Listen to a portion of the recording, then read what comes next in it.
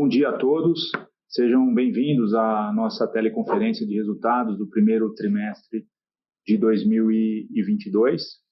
Gostaria aqui de passar para o slide 4 da nossa apresentação, os principais destaques financeiros e operacionais do trimestre.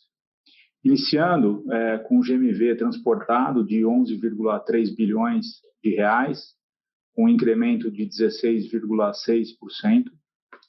Alcançamos aí 19,6 milhões de pedidos nesse trimestre, um aumento de 81,3%, e com uma marca histórica novamente no B2C, com 18,1 milhões de pedidos, um incremento de 87,7%. Com isso, a nossa receita bruta atingiu 538 milhões de reais nesse trimestre, um crescimento de 39%. Destaque novamente para o B2C, que alcançou 360 milhões de reais de receita bruta, um aumento de 57% na receita nesse trimestre. O EBITDA da companhia de 38,4 milhões de reais, um aumento de 83,5% e uma margem de 8,6%, representando uma melhora de 2,2 pontos percentuais. O EBITDA ajustado de 46,7 milhões de reais, crescimento de 52,4% e uma margem ajustada de 10,4%, com melhora de 1 ponto percentual nesse período. Fechamos com um índice de alavancagem dívida líquida sobre EBITDA de 1,5 vezes em trimestre de 2022, patamar saudável, que reflete o nosso modelo de negócio, de uma operação predominantemente asset light, e com ROIC no mesmo período de 37,3%, representando uma expansão de 2,9 pontos percentuais nesse trimestre. Também realizamos recentemente a nossa AGO, Assembleia Geral Ordinária 2022, que elegeu o Conselho de Administração, mantendo integralmente os 7 membros, dos quais 6 são membros independentes, além da instalação do Conselho Fiscal, que tomará posse a partir de maio de 2022. Gostaria agora de passar para a próxima página, o slide número 5. Aqui a gente reforça o nosso posicionamento de ecossistema integrado de serviços logísticos físicos e digitais, onde a gente está constantemente evoluindo esse ecossistema e oferecendo novos serviços para os nossos clientes. Como vocês podem ver nessa representação, em termos de serviços do B2C, representou 62% da receita nesse período, o B2B representou 28% e a logística 10%.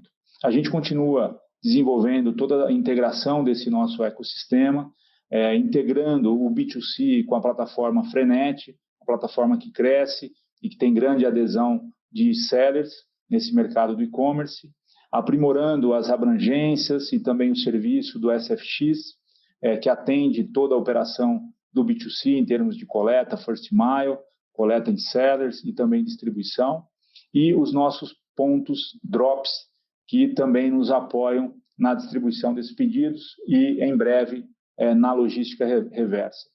No B2B, temos todos os serviços voltados para o mercado expresso, aéreo, predominantemente fracionado, com apoio também da nova plataforma Lincros, a companhia que a gente investiu no final do ano passado e que também vai poder apoiar bastante em tecnologia, além de todos os serviços de fulfillment e cross-docking. Somos uma companhia provedora de serviços logísticos, habilitada por tecnologia e continuamos avançando na construção do nosso ecossistema.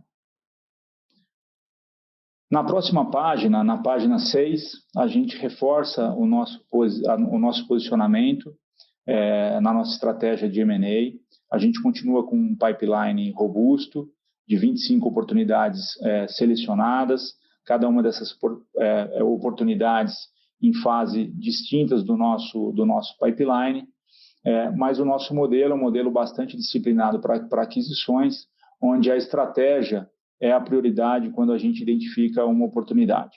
A gente continua com 2 MOUs assinados em processos de avaliação, due diligence e conversas comerciais relacionadas a esses processos, e a gente também continua avaliando novas oportunidades que têm composto o nosso pipeline de M&A. Como vocês sabem, acompanham a companhia, a gente já fez diversas aquisições nos últimos 2 anos, mais de 6 aquisições aí nos últimos 2 anos e meio. Então, a gente continua num ritmo acelerado, identificando essas oportunidades e incrementando o nosso portfólio e soluções de serviços. Agora, na próxima página 7, eu gostaria de convidar o nosso COO, o Bruno Henrique, para passar pelos principais destaques operacionais desse período. Por favor, Bruno. Obrigado, Armando. Bom dia a todos. Passando para a página 8. Trazemos aqui o nosso ecossistema operacional em evolução. Nós seguimos focados na expansão nacional, abrangência operacional e na entrada em novos segmentos.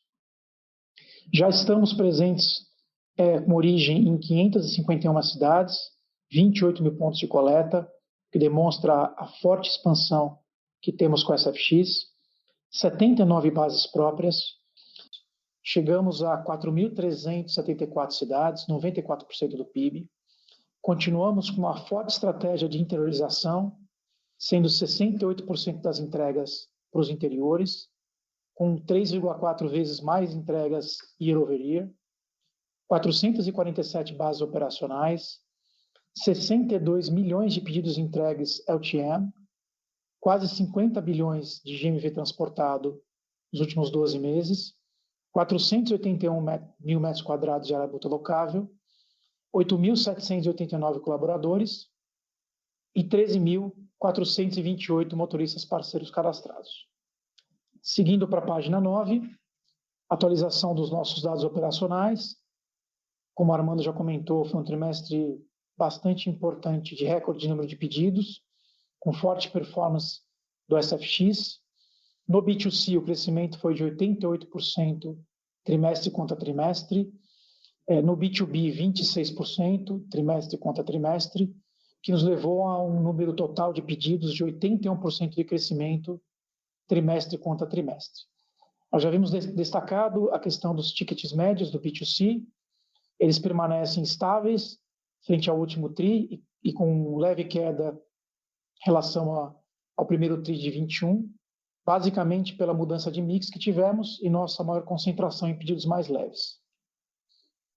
No slide 10, nós trazemos aqui um esquema gráfico simplificado para demonstrar tudo o que nós conseguimos com as aquisições das Logitechs no nosso ecossistema. Começando desde a colocação do pedido dos sellers, com a conexão com a Frenet, temos mais de 32 mil sellers cadastrados, conectados à nossa rede. Daí, fazemos a coleta multi-origem com a SFX. Na coleta, a Linkus nos apoia com o tracking de First Mile, a roteirização e o Drops, os múltiplos pontos de coleta. Passando na cadeia pela transferência ou line haul, a Linkus entra com a eficiência da torre de controle e toda a gestão dos ativos. E no Last Mile, a Linkus também com a app de Last Mile, roteirização e a Drops com toda a possibilidade de logística reversa e pick-up para os buyers. Passando agora para a página 11, eu passo a palavra para o Fernando Stuck, para que ele comente um pouco dos resultados financeiros da companhia. Obrigado, Bruno. Bom dia a todos.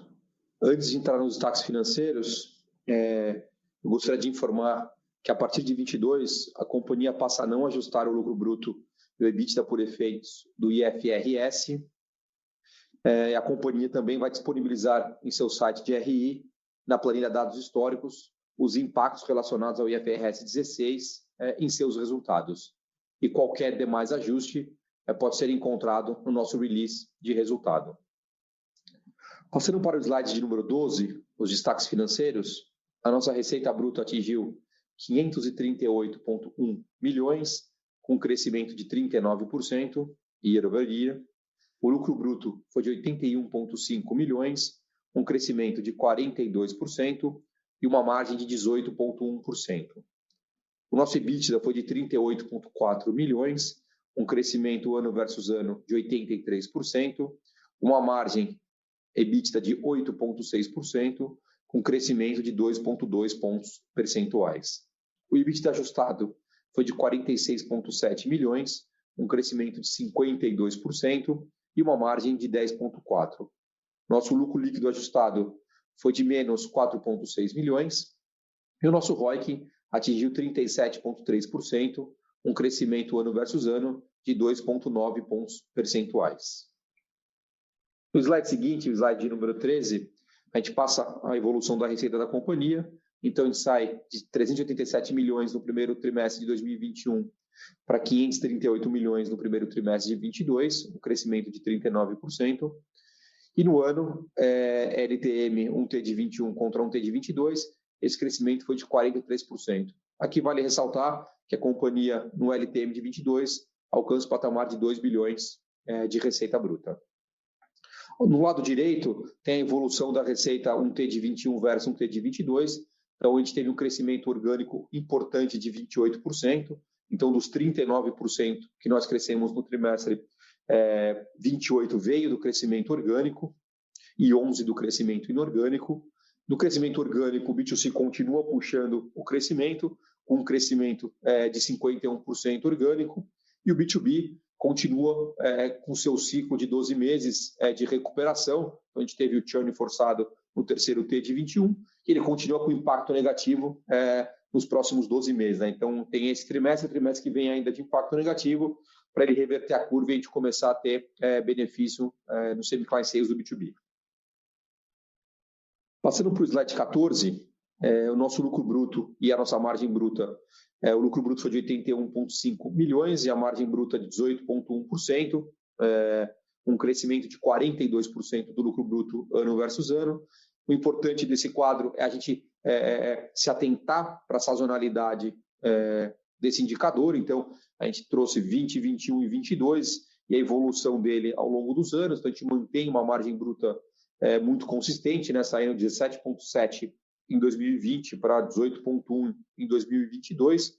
A companhia continua melhorando a sua eficiência para continuar trazendo uma melhor margem ao longo dos anos, respeitando sempre a sazonalidade, né? Esse ano a sazonalidade foi muito impactada pelo B2B e pela logística. Naturalmente, os dois business eles carregam um custo fixo maior e teve um impacto maior na margem no mês de sazonalidade. Na contramão, a notícia importante é o crescimento do EBITDA e da margem EBITDA. Então, a gente teve um crescimento de 83% no EBITDA, saindo de 20,9 para 38,4 e uma margem crescendo 2,2 pontos percentuais.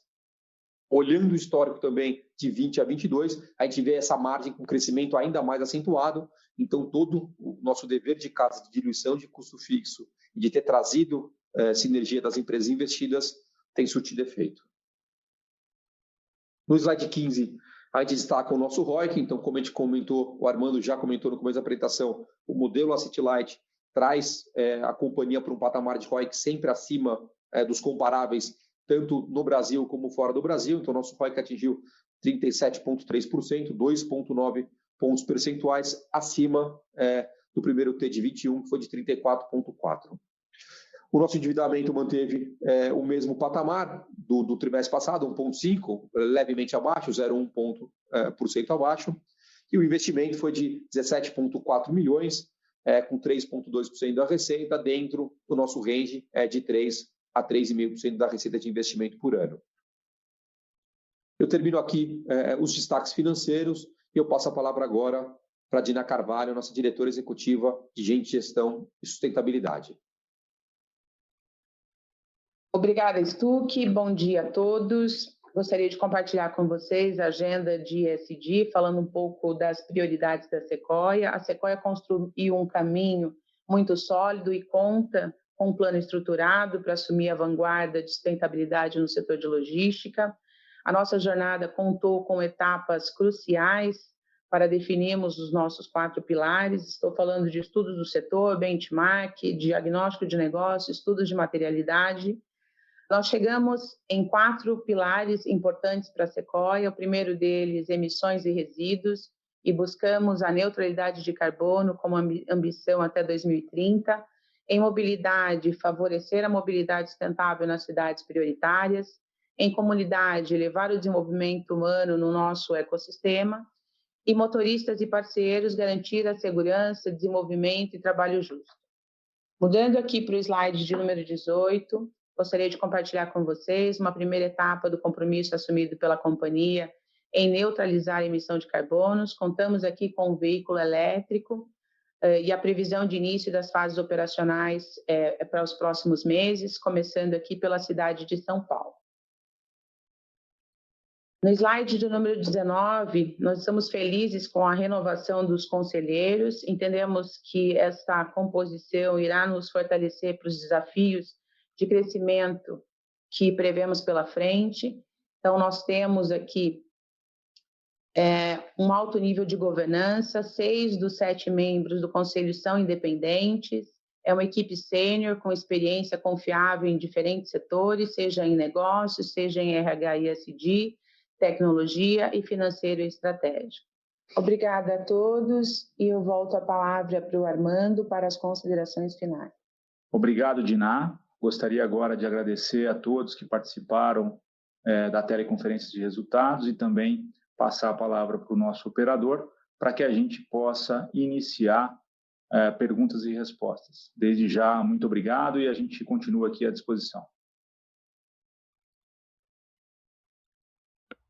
Senhoras e senhores, iniciaremos agora a sessão de perguntas e respostas. Para fazer uma pergunta, por favor, digitem *1. Para retirar a pergunta da lista, digitem *2. Nossa primeira pergunta é de Lucas Marchiori, BTG Pactual. Pode prosseguir, Lucas. Oi, pessoal, bom dia. Obrigado aqui pelo call. Pessoal, 2 pontos aqui que eu queria discutir com vocês dentro do B2C leve, que eu acho que foi o grande destaque, né? Primeiro, quando a gente conversava em outras ocasiões, vocês comentaram sobre o desafio de operar para o cliente asiático, né? O quanto que isso mudava, né? A proposta de incremento de capacidade, né? A variedade de volume ao longo do ano. Eu queria entender o que vocês fizeram para ajustar, né, essa operação, que entendo que a margem aqui no primeiro trimestre foi uma surpresa positiva e, de certa forma, já mostrou que vocês conseguiram endereçar bem esse desafio operacional, né? Então, acho que seria legal vocês comentarem um pouco das atitudes aí que vocês tiveram com relação a esse tipo de operação, até porque o mercado ainda tem muita dúvida, né, sobre o impacto do asiático na margem, então seria legal entender o que vocês estão fazendo para puxar bem a margem aí no ano contra ano, tá? E a segunda questão, também no B2C leve, volume muito forte aí nesse trimestre, né? A gente até esperava uma queda de volume tri contra tri, né? O esperado efeito de ressaca aí depois do final do ano, e o volume cresceu, né? Queria entender como é que deveria ser o ano, né? Imagino que o primeiro tri tem um efeito aí ainda de sazonalidade, mas o que a gente deveria esperar aí de performance de volume? Como é que vocês já viram aí o segundo trimestre em termos de volume no B2C leve, só para a gente saber o que vai ser a curva para o ano aí. Tá bom, pessoal? Essas 2 questões aí. Obrigado.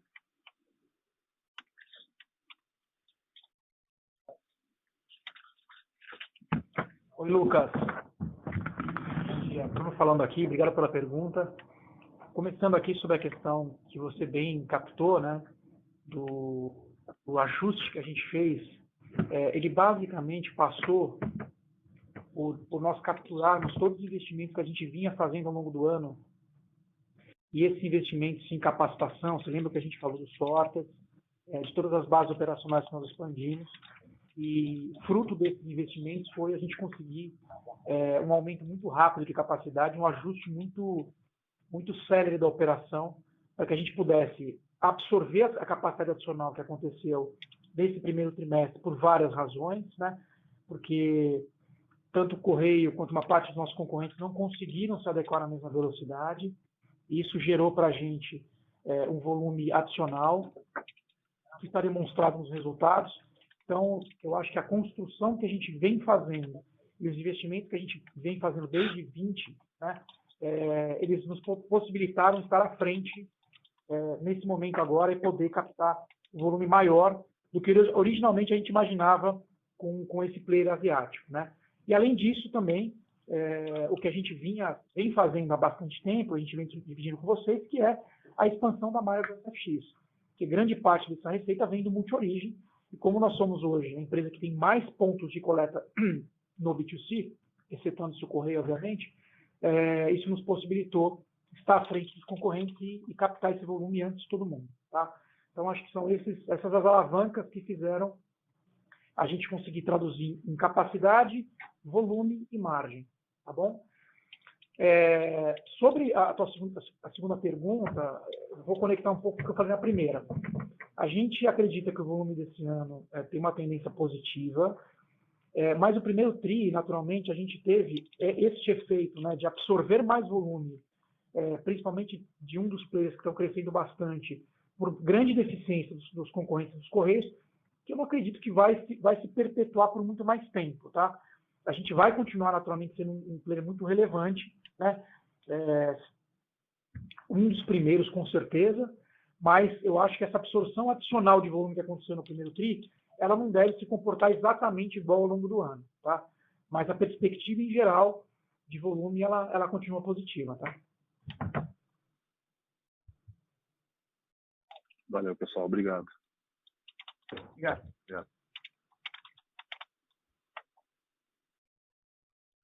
Nossa segunda pergunta, via web, Lucas Barbosa, Banco Santander. Bom dia a todos. Parabéns pelos resultados. Eu gostaria de ouvir um pouco sobre os plays de e-commerce de asiáticos. Vocês poderiam dar cor sobre o que tem de visibilidade sobre o planejamento deles?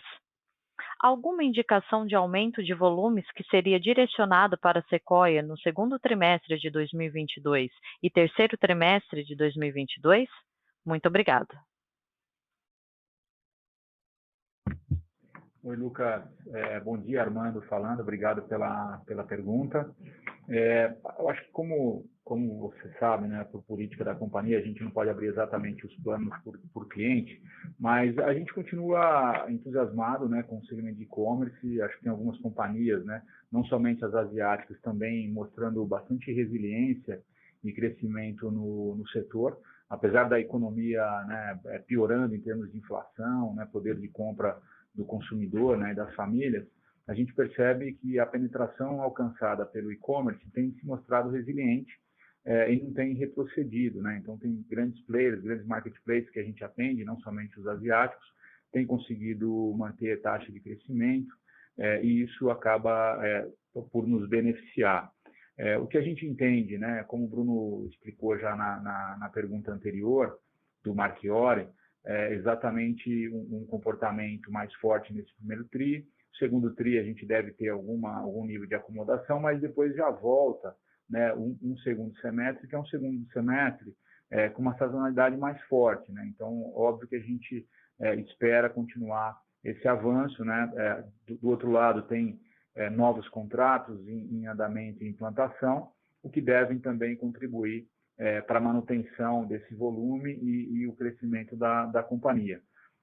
Acho que, além disso, não somente do B2C, né, a gente percebe ainda o segmento do B2B ainda com retração e, principalmente, produtos de alto valor agregado, né? A gente vê não só o impacto da inflação no segmento, mas também o impacto do supply chain, com diversas interrupções da cadeia de suprimentos. A gente está vivendo mais uma agora, vinda da China, né, por essa nova onda de Covid lá e a política de lockdown da China. Então, tudo isso deve contribuir para ter um B2B, né, numa volumetria ainda menor, mas a nossa taxa de recuperação de novos contratos e clientes atuais já começa também a fazer efeito no próprio B2B.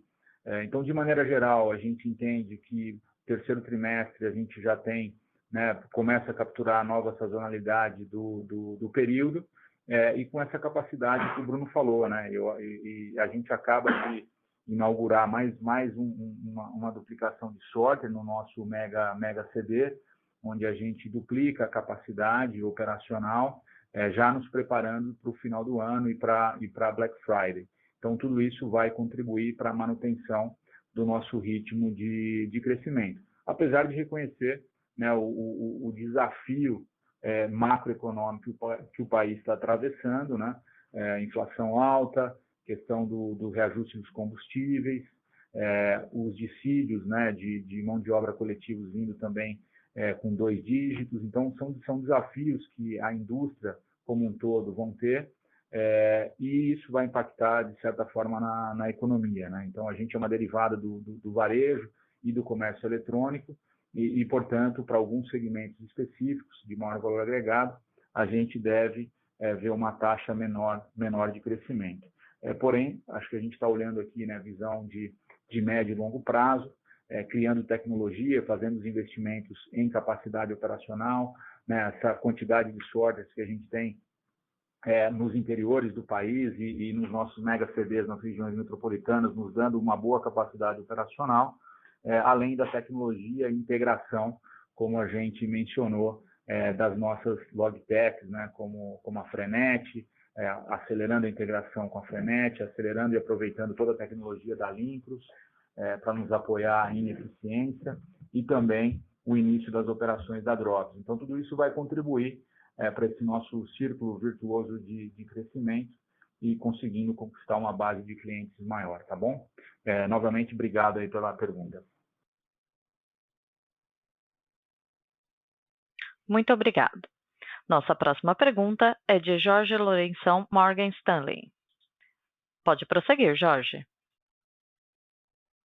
Bom dia, pessoal. Muito obrigado pelo espaço para fazer a pergunta. Parabéns pelos resultados também. A minha pergunta é relativa a despesas de M&A. Olhando essa linha ano contra ano, a gente vê um decréscimo de 15%, né? E acho que o valor absoluto próximo desses 8 milhões continua ali no ballpark do que tinha sido no primeiro TRI de 2021, e aquele era um momento em que estava ocorrendo bem um processo mais intenso de integração dos M&As de logística tradicional, né? Então, acho que o objetivo seria entender um pouco mais de granularidade nessa linha, né? Porque que ela continua nessa magnitude, qualquer coisa que vocês puderem dar nesse sentido para entender essa variação ano contra ano num cenário de digamos, processo menos intenso de integração dos M&As de logística tradicional seria bastante interessante. Muito obrigado.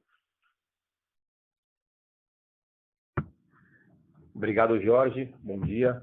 Stuck falando. Acho que o seu ponto é exatamente esse. Então, a gente está nesse primeiro trimestre finalizando as integrações. Então, a gente termina as integrações, as capturas de sinergias no fim de 2021, você tem quase a sua totalidade terminando, e no primeiro trimestre a gente faz todos os encerramentos com todos os prestadores de serviços que nos ajudaram nesse processo. Tá? Então, esse trimestre você ainda tem esse impacto ainda que veio do fim das integrações, muito provavelmente no próximo trimestre você não vai ver esse impacto. Então, a hora que tirar o segundo T de 22, dado que a companhia fez mais no final do ano logtechs, que tem uma integração um pouco mais simples, com uma demanda um pouco menor de assessores, você vai ver que no segundo trimestre desse ano esse número deve cair de forma relevante, tá? Então, é basicamente isso. Perfeito, muito obrigado. Isso super claro. E se eu puder colocar mais uma também, bem rápido, com relação ao crescimento em novos clientes, né? A gente vê esse crescimento bastante forte ano contra ano, e ia perguntar, assim, qualquer granularidade que vocês puderem dar, primeiro quanto a mix de pacotes, né, dentro desses novos clientes, e também mais especificamente quanto disso seria players asiáticos, né, Shopee especificamente, seria bastante bacana entender também. E muito obrigado, parabéns de novo. Obrigado. Não, vamos lá. Eu não vou poder abrir aqui por cliente, porque acho que o Armando mencionou, a gente não abre essa informação aqui, até por compliance, por cliente, mas falando do nosso crescimento, do orgânico como um todo, né? Então, a gente tem um crescimento forte aí de 28% de crescimento orgânico no trimestre, né? Então, 2/3 do nosso crescimento vem de forma orgânica e 1/3 de forma inorgânica. O B2C, como eu mencionei, ele puxa esse crescimento aí com 51%, 52% orgânico, e dentro do crescimento orgânico, a gente tem do B2C, a gente tem 20% dos 52% vindo de same client sales e 32% de novos clientes. Então, eu acho que o ponto que o Armando mencionou há pouco, acho que vale reforçar. Então, não foi só os players asiáticos que ganharam um volume adicional no primeiro trimestre, mas como os marketplaces como um todo. E a nossa participação neles também continuou avançando e a gente continuou tendo uma boa demanda. Então, o Same Price no B2C crescendo em 20% demonstra isso. E com relação aos novos clientes, eles naturalmente eles vêm muito mais da plataforma SFX, né? Então o SFX foi o grande, ali até pelo número de pedidos que a gente fez no trimestre SFX, ele foi o grande impulsionador desses novos clientes, tá? Então ele tem um mix aí de marketplace com clientes também menores entrando na base da companhia, tá? Perfeito, super claro. Obrigado de novo, Stuck. Obrigado a você.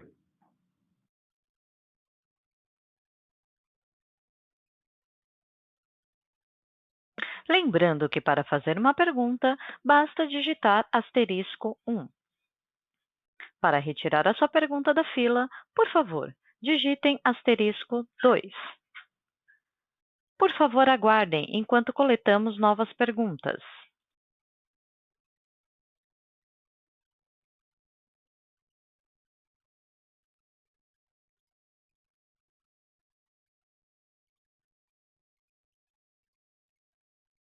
Nossa próxima pergunta é de Lucas Barbosa, do Banco Santander. Bom dia. Vocês poderiam contar sobre se as mudanças do board mudaram de alguma forma a agenda da empresa? Alguma iniciativa ou área de foco surgiu depois das mudanças do board? Obrigada. Oi, Lucas. Obrigado pela pergunta. Acho que dando visibilidade primeiro para todos que não acompanham tão de perto a companhia quanto você, né? A gente teve, no final do ano passado, mudança de 2 membros do conselho, com a saída, né, integral do nosso sócio, né, o Arbor Pincus. Então, a gente teve a renovação do conselho e a entrada de 2 novos membros, né, o Sérgio Saraiva, que tem uma longa carreira na Ambev e também carreira internacional na Embev e Cielo, e além de ter sido CEO da RAP, e também o Américo Pereira Filho, né, que tem uma história longa em logística e transporte no Brasil, capitaneando por muitos anos a Rapidão Cometa e depois como CEO da FedEx. Então, é claro que eles trazem uma contribuição, Lucas, nova e novas visões, bastante importante para a gente, mas eu acho que vale destacar, né, Lucas, que a Sequoia é uma companhia que teve um private equity de grande qualidade, né, como o Arbor Pinco, sócio da companhia por 7 anos, né? Então, a gente tem no nosso DNA, na nossa cultura, essa gestão já bastante desenvolvida, né, dos comitês, através dos comitês, a governança na prática funcionando, né? Comitê de gente de gestão, comitê financeiro, comitê de operações. Então, tudo isso já funciona há mais de 7 anos na companhia. Então, a gente tem uma estabilidade nesse sentido, uma facilidade na interação com esse novo board, justamente por a gente ter tido, né, esse preparo, né, e essa governança bastante desenvolvida juntamente, né, e com a ajuda do time do Arbor Pincus, né? Então, isso nos preparou para esse momento de capital aberto e também para a relação com o Conselho de Administração e com os comitês. Mas, obviamente, quando a gente traz pessoas novas, né, e com esse background, com essa experiência, né, somadas às pessoas que estão aqui com a gente anteriormente, uma experiência diversa, né, com olhares diversos de vários setores, segmentos e background de carreira, a contribuição é bem grande. Então, a gente tem sim acelerado algumas iniciativas, né, juntamente com esses novos membros, o que traz uma riqueza para a gente bastante importante. Então, na AGO, né, de abril, a Assembleia Geral Ordinária, né, foi aprovado por unanimidade a manutenção do Conselho, estendendo esse mandato, e também a instauração do Conselho Fiscal, que toma posse agora a partir de maio. Então, isso demonstra a maturidade da companhia em termos de governança e pessoas de altíssima qualidade no nosso conselho, que contribui bastante para o nosso dia a dia. Obrigado aí pela pergunta, mais uma vez.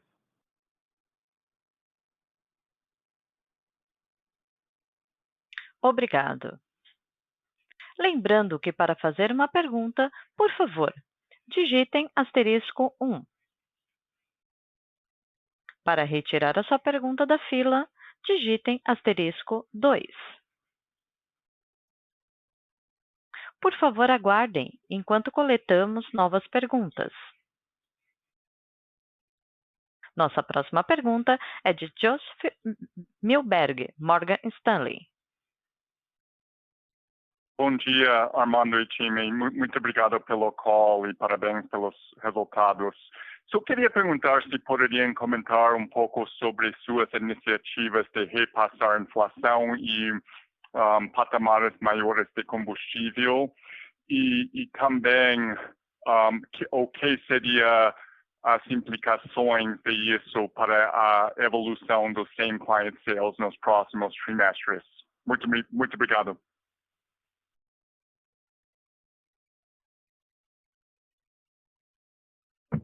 Oi, Josh, bom dia. Obrigado pela pergunta. Bruno que está falando aqui.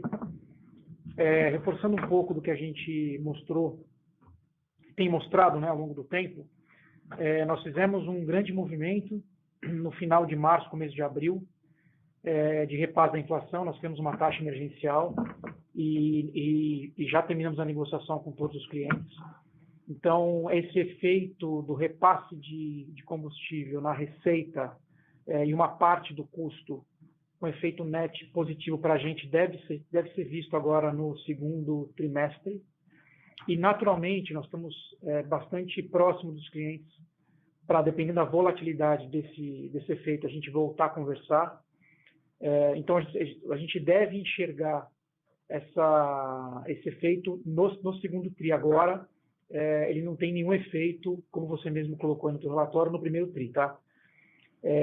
Para frente, a gente entende que a grande parte do que já foi combinado, né, já foi negociado, já está dentro do nosso resultado do TRI, e nós temos uma discussão natural de reajustes anuais que estão sendo feitos respeitando os aniversários do contrato. Tá? Isso eles vão ser aplicados ao longo do ano, e aí sim vão endereçar outros efeitos inflacionários, que não só o combustível, como reajuste de mão de obra, insumos, aluguéis e outras linhas de despesa que a gente tem na companhia, tá bom? Josh, aqui o Armando, complementando o que o Bruno mencionou, né? Eu acho que você acompanha a companhia de perto, né? E sabe do histórico e até levantou esse ponto aqui. Acho que o cenário que a gente viu nesse primeiro trimestre, né? E como o Bruno comentou, a gente concluiu 100%, né, do reajuste desse impacto altíssimo, né, do reajuste de combustíveis, né? A gente viu aí em algumas regiões um aumento acima de 40% na bomba, né, nesse primeiro trimestre. Então é um aumento significativo. Eu acho que diferente, Josh, do primeiro trimestre do ano passado, de 2021, quando os aumentos eles foram mais dispersos, né, e não existia essa sensibilização do mercado como um todo, né, e esse preparo para esse nível de aumento maior e também dessa inflação. Então, a gente teve, no ano passado, uma maior dificuldade de repasse e não tinha um consenso no mercado, na indústria como um todo, né, desses impactos, né? Então, o que a gente vê é que, de maneira geral, a indústria estava melhor preparada, né, para absorver esses impactos. A gente viu também, né, pelos relatórios, né, que a gente acompanha de inflação, a gente já vive uma inflação difusa, né? Então ela não é impactada por um item ou por dois, então isso já está indo para toda a cadeia e tendo essa inflação mais difusa, o que significa que os preços eles estão sendo repassados de maneira geral, né? Então acho que no caso do frete, do diesel, não é diferente, né? Eu acho que a sensibilidade para absorção desse aumento estava maior, então significa, como o Bruno mencionou, que a gente não vai ter impacto até o presente momento, nenhum impacto negativo nesse sentido. E com relação à tua segunda pergunta, né, a gente também acredita que, como todo o mercado teve que se ajustar, né, ninguém conseguiu, Jorge, buscar um nível de eficiência de 40%, né, com esse aumento. Então, todo o mercado ele teve que se ajustar, teve que se adaptar. Óbvio que cada companhia tem a sua política, né, tem o seu timing, política de reajuste, timing de repasse, mas, de maneira geral, a gente entende que isso está difundido no mercado e, portanto, a gente não deveria ter impacto em semi-client sales em função única e exclusivamente desses aumentos de preço de diesel, tá? Porque o mercado, de certa forma, ajustou isso também, não foi somente a Sequoia, tá? O que a gente, né, como eu mencionei em uma das questões hoje, acho que a nossa cautela e preocupação, né, que a gente olha o ano é justamente por um ano com uma inflação ainda alta, né? A gente vê não só o diesel, né, continuando esse aumento, também a questão do IGPM, a questão dos dissídios coletivos, né, de ajuste de mão de obra. Então, tudo isso nos traz um ambiente mais desafiador do lado de pressão de custo, mas que até o presente momento a gente tem conseguido offsetar em função das eficiências dos projetos, de toda a captura de ganho de escala com o volume que a gente processou no primeiro trimestre, né? Então, a companhia tem tido essa elasticidade do ponto de vista de capacidade operacional e também reduzir custos unitários, offsetando em parte toda essa pressão inflacionária. A gente acha que a gente está melhor posicionado, Josh, do que estávamos há um ano atrás, quando a inflação, de certa forma, pegou todo o mercado de surpresa, né? Hoje a inflação ela não é uma surpresa, ela está no planejamento quase que de todas as companhias e a gente está lidando com isso da melhor forma, tá bom? Muito obrigado aí mais uma vez pela participação e pela pergunta. Muito obrigado pela resposta detalhada.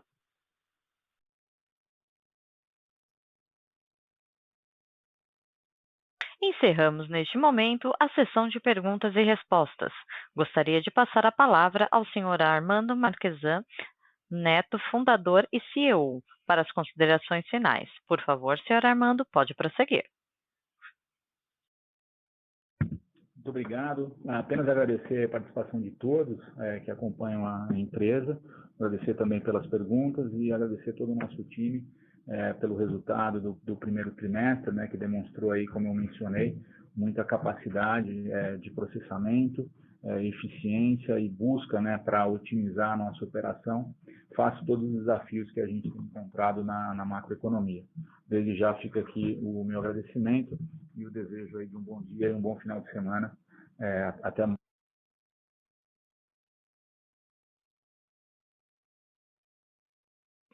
A audioconferência da Sequoia está encerrada. Agradecemos a participação de todos. Tenham um bom dia e obrigada por usarem a Chorus Call.